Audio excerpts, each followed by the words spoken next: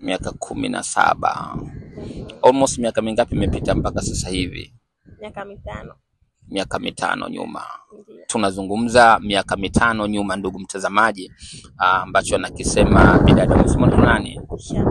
Shamila, kwamba katika mapito yake huko nyuma miaka 5 aliwahi kubakwa. Ni nani ambaye aliyekubaka? Babangu. Baba yako mzazi? Ndiyo. Kwanza hapo inabidi nipumue. Baba yako mzazi aliwahi kukubaka? Ndiyo.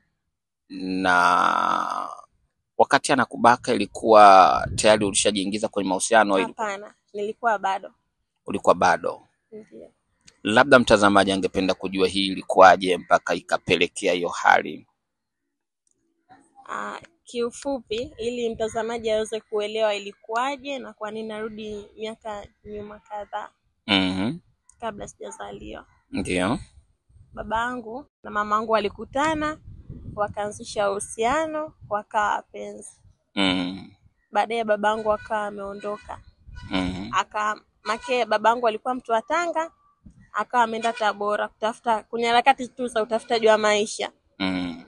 Ndio akakutana na mamangu. Mwanzo nilisema mimi mzaliwa wa Tabora, ndipo mamangu alipozaliwa huko. Ndio chimbuko la ukoo wa mamangu. Ndiyo. Baadaye babangu akawa ameondoka Tabora. Baada ya kuondoka, mamangu akajikuta tayari ana ujauzito, ilikuwa miezi 7. Na hata babangu anaondoka, mamangu alikuwa hajui kama ana ujauzito. Ndiyo. Kwa baada ya muda kupita, mama nenda hospitali make alikuwa anaumwa sana.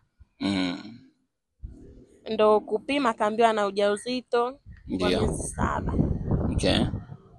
Na kipindi hicho sio kama kipindi hiki, simu alikuwa nao mtu mmoja tena vile wenye maisha fulani hivi. Mamangu walikuwa na ile maisha fulani hivi ya chini. Kwa mamangu mimi alikuwa hamiliki simu wala nini. Na hata kipindi babangu anaondoka, aliondoka kama walikuwa ruzana fulani hivi, ndio maana babangu akaondoka. Kwa baadaye muda umepita, mama akawa amejifungua. Amenilea mwenyewe hivyo kama miaka 3 4. Hiyo siku mamangu alikuwa anaenda sokoni, kanibeba mgongoni. Akakutana na mwanaume mimi kwa sasa hivi namuita anko. Japo hawajashia na babangu, lakini ni wametoka sehemu moja na babangu. Ndiyo. Na mamangu alitambulishwa hivyo. Wakawa wamekutana na huyo mwanaume.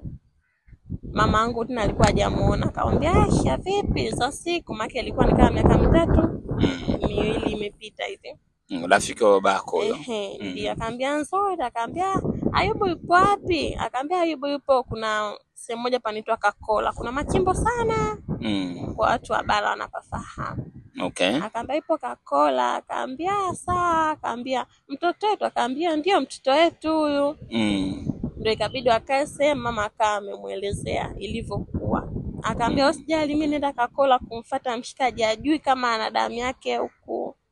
Kwa hiyo huyo Ayubu ndio huyo babako mzazi? Ndio babangu mzazi. Ambaye kumbe inaonekana alipoondoka ilikuwa hajui kama mamako mjamzito. Alikuwa hajui na wala mama alikuwa